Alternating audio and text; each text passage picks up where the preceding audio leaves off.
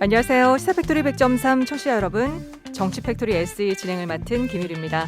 목요일 퇴근길 울산 정가의 핫 이슈를 짚어보고 시사팩토리 100.3의 자매방송이자 동남권 유일의 정치 팟캐스트 정치팩토리 SE의 엑기스만 모아서 청취자 여러분께 전달합니다. 그럼 정치팩토리 지금 바로 출발하겠습니다. 광고 듣고 돌아올게요. 조향사 정미순입니다. 꽤 오랜 시간 서로가 떨어져 지냈지만 어쩌면 자신만의 향기를 가다듬는 시간을 보낸 건 아닐까요? 모두의 향기가 함께 어우러질 그날을 기다립니다. The new Kia K9. Kia, movement that inspires. 조향사 정미순입니다. 꽤 오랜 시간 서로가 떨어져 지냈지만 어쩌면 자신만의 향기를 가다듬는 시간을 보낸 건 아닐까요?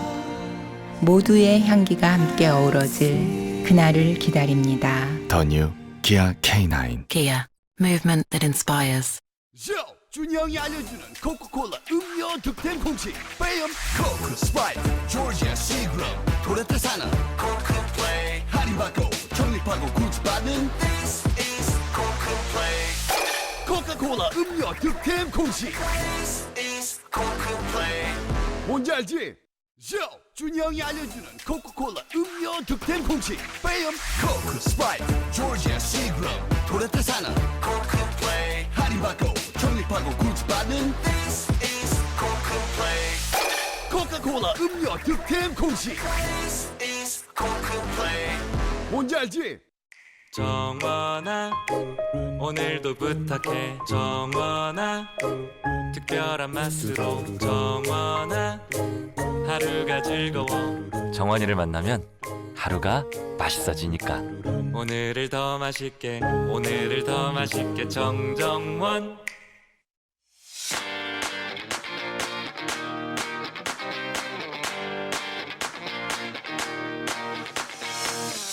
정치적 책임을 묻는다.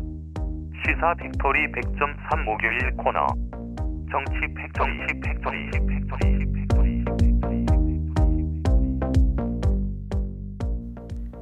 네, 정치 팩토리 SE 시작합니다.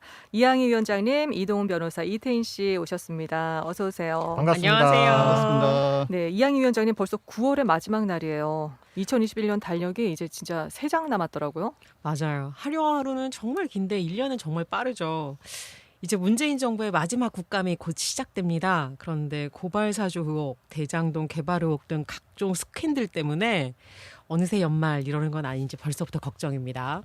안녕하세요. 공동진행자 이동훈 변호사입니다. 그 50억 있잖아요. 네. 성과 그 퇴직금 연봉이라는데 제가 앉아서 누워서 계산을 해보니까 이거를 제가 얼마나 벌어야 이거를 이 숫자를 벌 수 있을지 상당히 300년 더 걸릴걸? 그리고 산재 이야기 나오는데 일반 사람 산재로 5억 나오면 진짜 많이 나오는 거예요. 이거는 조금 말이 안 되는 소리라고 저는 생각하고 있어요. 네. 안녕하세요. 저는 최근에 이제 사업을 하지 말고 취업을 할 거 그랬나 후회하고 있는 이태인입니다. 네, 정말- 어디 취업하느냐가 또 중요하죠. 그것도 중요하죠. 네. 정말 하루 2-3시간 이제 네. 주말도 없이 7년 넘게 일하면서 이제 직원들과 사업체를 위해 열심히 일했는데 모은 돈은커녕 빚만 들고 있는 상황 아, 속에 진짜요? 네, 누군가는 이제 워라밸을 갖춘 이제 사업장에서 일하면서 그만둘 때 막 퇴직금에 성과금도 해서 50억이라니 심지어 아빠가 50억 국회의원이어야 돼. 심지어 50억 주인공은 또 저랑 동갑이에요. 아, 아버지는 진짜요? 생각할 수 없잖아요. 또 그렇게 하니까 또 확 와닿네요. 네, 그래서 참 요즘 참 세상이 밉네요. 네. 이항희 위원장님, 오늘 정치 팩토리 주제는 뭐예요? 네. 혹시 어대명, 위아홍, 홍찍명, 심자퐁 이런 말 들어보셨어요? 심자홍. 심자풍 이거 좀 새로운데요. 어대명은 어차피 대통령은 이재명. 이야, 위아홍은 맞아요. 무조건 야권 후보는 홍준표. 홍찌병은 홍준표 찍으면 이재명이 된다. 참 심잡홍. 심삼명이 잡는다 홍준표. 아닌가요? 맞아요. 네. 역시 정치 덕후 이동훈 변호사는 다 알고 있군요. 대본에 적혀 있어요. 솔직해. 입에 오르내리기 쉽게 이렇게 통상 세 글자 추가거를 만들어서 네. 이렇게 이게 아무래도 대결 구도를 선명하고 간단하게 볼 수 있게 하잖아요. 그래서 네. 후보뿐만 아니라 열렬 지지층들이 SNS에 열심히 실어나르고 있는데 네. 정말 뜨거운 대선 전국입니다. 오늘은 각 후보들이 울산 맞춤형 대선 공약을 계속 발표하고 있는데 그것에 대해서 좀 자세히 살펴보도록 하겠습니다. 그렇죠. 선거 시기만 되면은 워낙 뭐 선심성 공약이 남발이 되잖아요. 후보들의 공약에 대해서 좀 살펴보는 의미 있는 시간 좀 만들어 보면 좋겠네요. 자세히 알려주시죠. 네, 먼저 아무래도 집권 여당인 더불어민주당부터 시작해야겠죠. 그렇죠. 네. 예, 어차피 대통령은 이재명이다라는 말이 돌 만큼 당내 견선에서도 판세를 굳히고 있습니다. 이낙연 후보가 되게 서운해할 수도 있겠어요. 요즘 그런가요? 감정을 많이 조금 드러내시더라고요. 네. 그분은 그런 분이 아닙니다.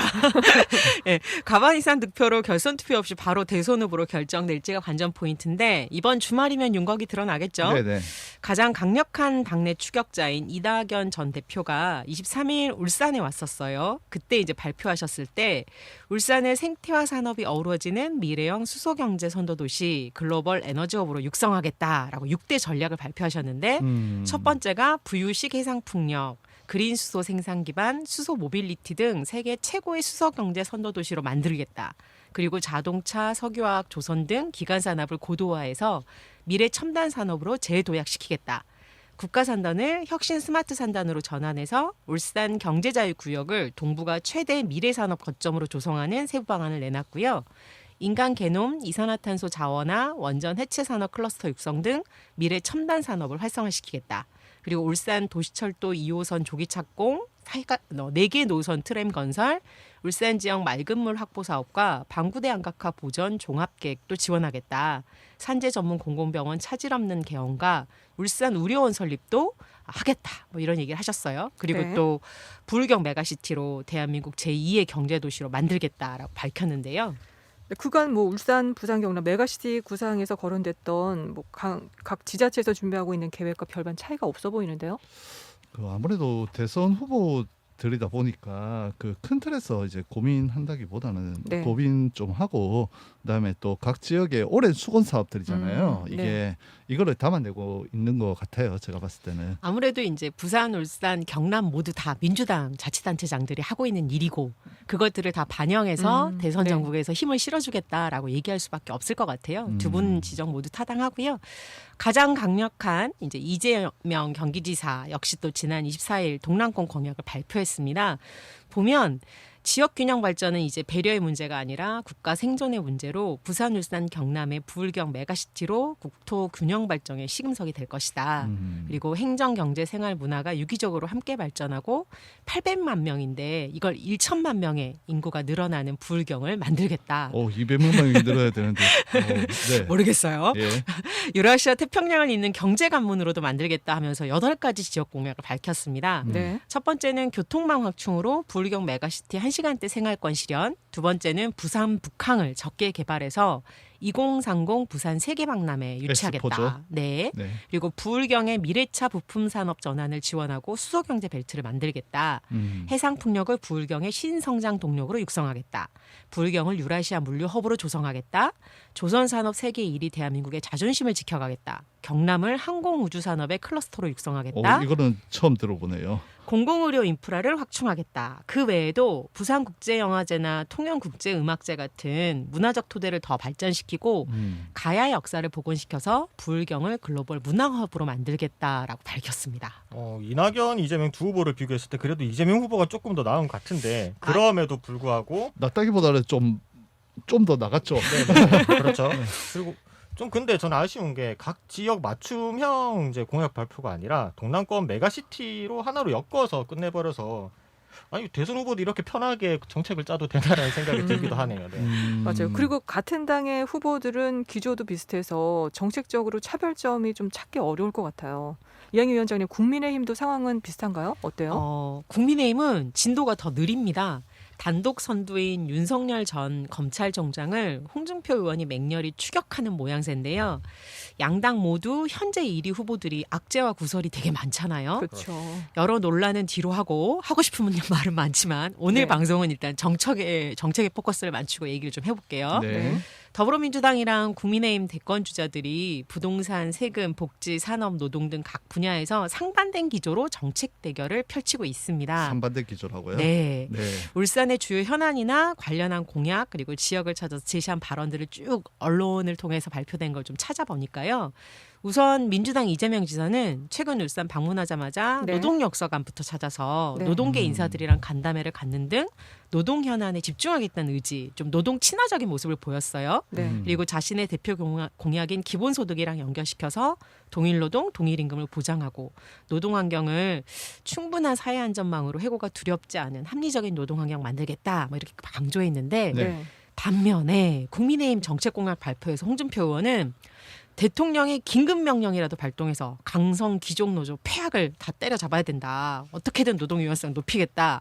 하태경 의원은 상시해고를 가능하게 근로기준법을 바꿔야지. 해고를 네. 언제든지 할 수 있게 해야지 노동개혁이 가능하다. 뭐 이런 얘기 하셨고요. 이야. 최재형 전 감사원장은 고용 형태의 다양화 유연화 그리고 임금 체계의 공정화 단순화를 추진해서 기득권 중심의 이중 구조를 획기적으로 전환하겠다. 안상수 전 인천시장은 민주노총을 폐지해야 된다. 최저임금제랑 주 52시간 상한제도 폐지해야 된다. 뭐 이러셨고, 유승민 전 의원은 사회적 대화를 바탕으로 한 노동규제 완화를 내세우면서 진짜 중립을 공정하게 지킬 수 있는 정부, 지도자가 나서서 노사 양측의 핵심 이익을 양보하는 대타협을 이뤄야 노동시장 개혁이 가능하다. 뭐 이랬고요. 네. 윤석열 검찰청장은 노사관계에서 노동의 가치를 중시하고 지속가능한 고용은 보장하되 노동의 양극화를 해소하고 노사관계를 글로벌 스탠더드에 맞추겠다. 뭐 이렇게 얘기했어요. 양당의 차이가 좀 확 보이시죠? 제가 네. 하고 싶은 말이 되게 많은데 그 이양희 위원장님께서 이제 이거 좀 위험한 발언들을 좀 많이 제외하시고 네. 상당히 가치 중립적으로 적어 오신 것 같아요. 근데 그 이제 노동자 도시 울산이라는 타이틀에 걸맞게 울산 시민들께서 양당의 노동에 대한 철학과 구체적인 접근법을 제발 보셨으면 좋겠습니다.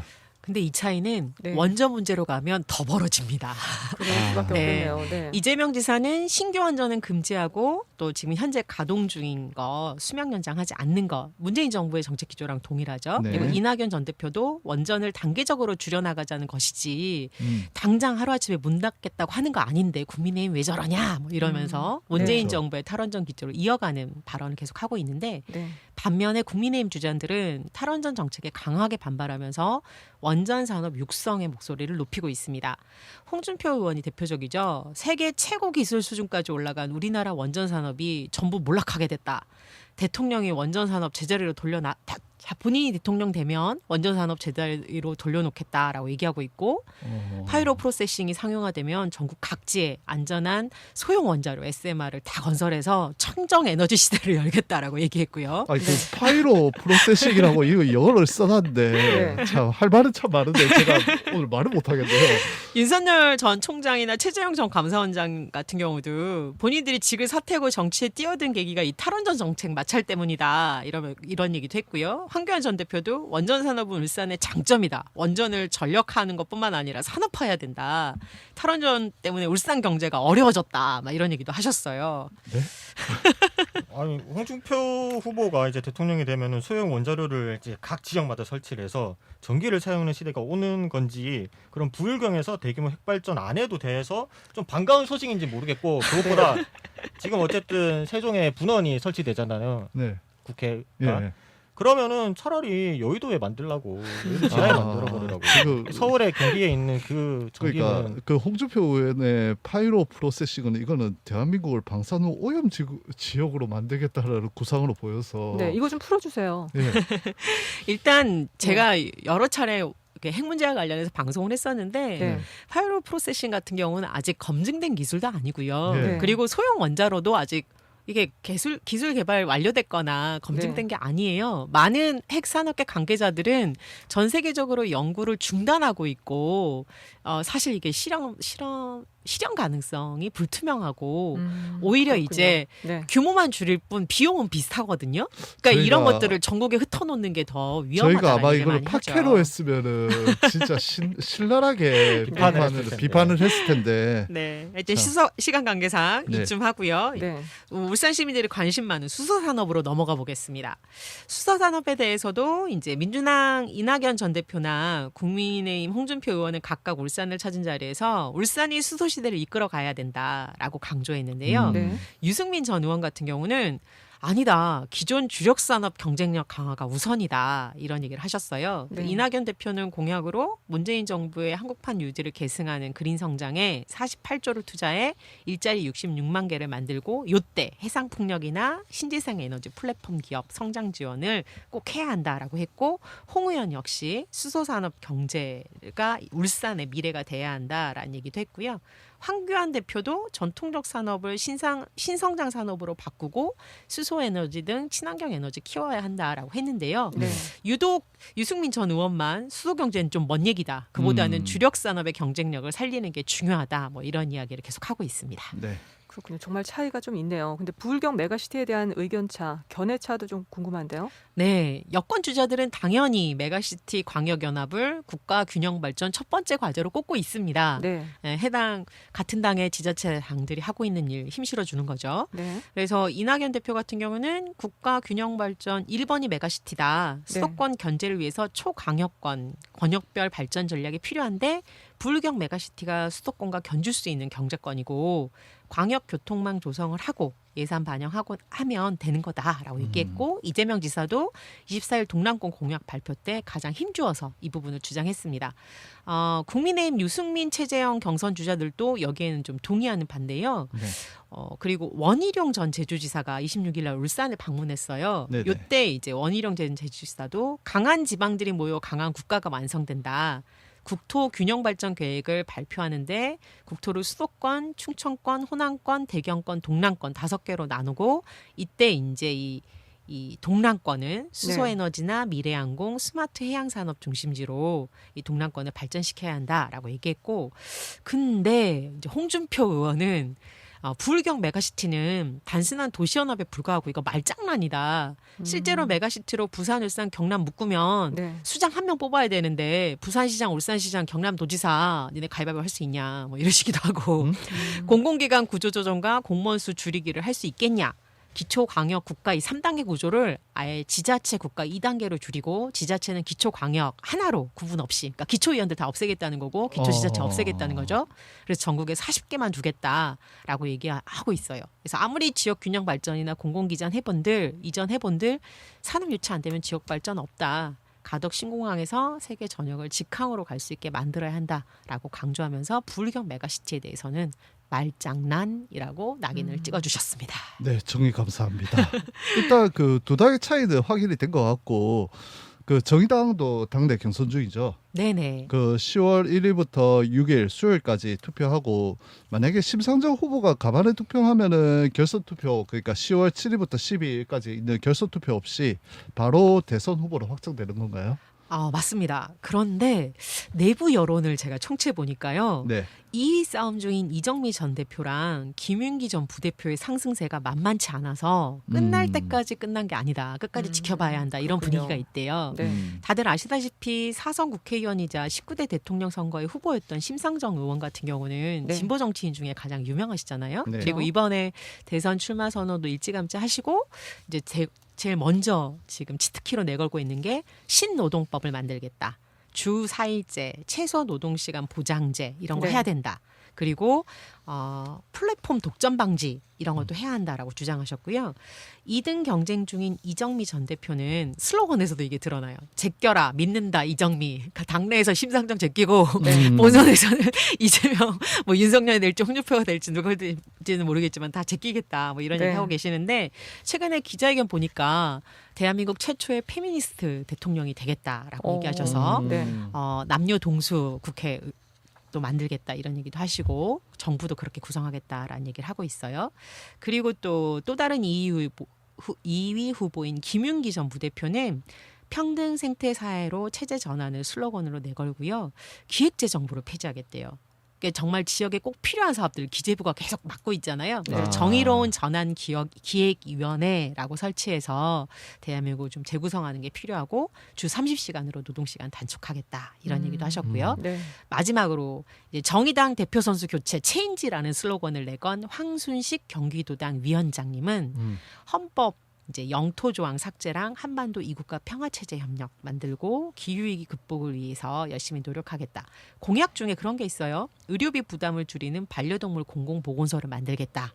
예, 이런 얘기도 있어서 네. 이 정의당의 후보들의 활약도 좀 기대해 보면 좋을 것 같습니다. 네. 네, 확실히 기후 위기와 노동 그리고 성평등 이슈에 대한 집중이 많이 되어 보이는데 혹시 울산 맞춤형 공약 발표도 있었나요? 이게? 8월 30일 날 울산에 방문한 이정미 전 대표가 정의로운 전환 5대 비전 발표 기자회견을 했었는데요. 이때 울산에 대한 언급이 나와요. 그러니까 2030년까지 내연 기관차 국내 판매 종식을 목표로 정의로운 미래차 전환을 지원하고 이 과정에서 울산이 가진 산업 기반의 역할이 매우 중요한 만큼 울산을 정의로운 전환 특별지구로 지정해서 지원하겠다. 그리고 기업별 교섭 구조로는 전환 과정에서 발생할 부품회사 고용 문제 해결하기 어려우니까 완성차 회사랑 부품회사 노동자들이 노동조합을 통해서 공동의 이의와 요구를 가지고 문제 해결할 수 있도록 산업별 교섭과 지역별 교섭을 다 법제하겠다라는 얘기도 했고요. 네. 이 정의로운 전환을 위해서 정부 정책 방향을 결정하는데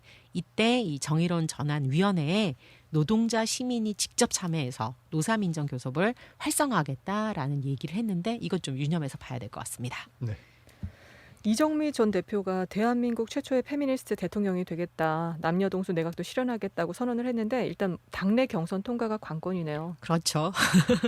예, 이제 원외 정당으로 넘어가 볼게요. 진보당이 모든 정당 중 진도가 가장 빠릅니다. 지난 3일 당내 선출 절차도 모두 마무리해서 김재현 상임대표가 올해로 딱 만 40세인데요. 네. 최연소 대통령 후보입니다. 선출되셨고요. 슬로건은 일하는 사람들의 정치혁명, 그래서 불평등 해소를 통한 주 4일제 실시, 그리고 노동조합이 상식인 나라, 노동중심의 10차 개헌, 토지공개념 전면 실현, 2025년 1단계 연방통일공화국 진입이라는 5대 비전을 제시했습니다. 특히 토지 개인 소유 차단을 골자로 한 토지 공개념 개헌, 그리고 평화헌법, 모병제 전환, 군축을 바탕으로 한 남북연합시대를 내걸었고요. 부울경 우리 동남권 유권자들이 좀 주의하게 보실 만한 점은 지방선거 당시에 노정현 부산시장 후보랑 같이 미군 세균 실험실 폐쇄 찬반 투표, 이 주민투표 서명운동을 함께 하시고 네. 항의하는 일도 같이 하셨더라고요. 그래요. 이항희 위원장님 노동당 대선 준비 상황 마지막까지 아껴두시는 거예요 지금? 아니에요. 그런 건 아니고 원외 군소정당이지만 울산에서 열심히 활동 중인 노동당이나 녹색당 준비 상황도 간략하게 말씀드릴 텐데 진짜 짧아요. 집중 안 하시면 그냥 지나갑니다. 네. 녹색당은 기후위기 대선이다라고 대선의 방향을 천명하고 지금 당내 논의 중이고요. 네. 노동당은 단순한 세력 교체가 아니라 시대를 교체하기 위해서 좌파 정치를 본격화하자라고 지금 동분서주 중입니다. 규모는 작지만 사회변형 노동자당이랑 지금 전격적으로 합당 절차에 들어갔고요. 네. 좀 주요하게 우리가 봐야 될 건 지난 7일 민주노총, 노동당, 녹색당, 사회변형 노동자당, 정의당, 진보당이 2022년 대선 공동대응기구 발족 기자회견을 진행했습니다. 이건 네. 무슨 말이냐면 각 당의 대선 후보 선출 끝내고 나면 함께 단일화. 해가지고 단일화해서 치르겠다라는 얘기거든요. 네. 진보 정치 세력의 대선 공동 대응이 얼마나 좀 시너지 효과와 파괴력을 가질지 이걸 좀 지켜봐야 될 것 같습니다. 그래요. 시간이 없어서 마무리 말씀도 이항희 위원장님 좀 해주시죠. 네, 저는 이 얼마 전에 보니까 울산연구원에 그 보고서 보니까요. 네. 기후변화 문제 심각성에 울산 시민 92.3%가 공감하고 있고 탄소 중립 시대로 전환하는 것에 대해서 69.4%가 동의하고 있더라고요. 네. 그러니까 사실 탄소 중립 정책 추진에 대해서 울산 시민들의 지지는 매우 높고 전 이건 전국적으로도 마찬가지일 거라고 생각해요. 네. 근데 실제로 정치와 행정이 이 준비를 제대로 하고 있느냐에 대해서 우리가 계속 물음표를 갖고 있죠. 이번 대선에서 대한민국의 산업 수도로서 탄소 중립을 선도하는 울산을 어떻게 만들지 네. 이 고민을 좀 우리 울산 시민들이 함께 할 수 있었으면 그래요. 좋겠습니다. 함께 고민해 보겠습니다. 오늘 정치 팩토리는 여기서 마무리하고요. 애플 팟캐스트, 구글 팟캐스트, 팟빵, 유튜브에서 정치 팩토리 SE 검색해서 찾아 들으실 수 있습니다. 오늘 방송 여기서 마무리하죠. 모두 안녕. 안녕. 안녕. 안녕.